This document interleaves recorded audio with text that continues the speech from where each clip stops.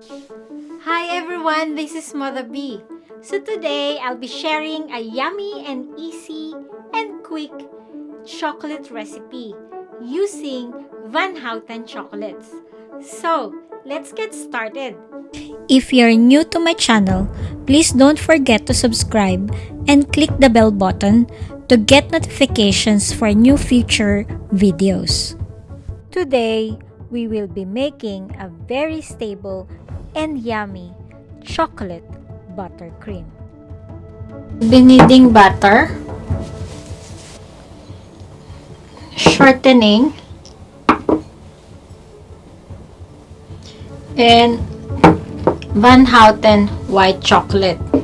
So I'll melt Van Houten white chocolate in the microwave for 30 seconds and then add until it gets melted.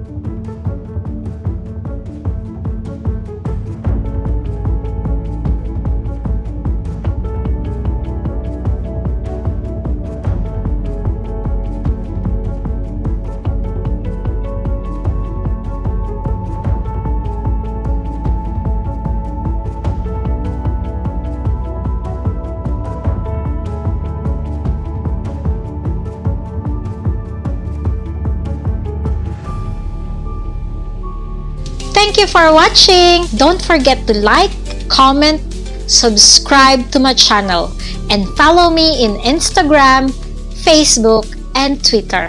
Have a great day! Bye!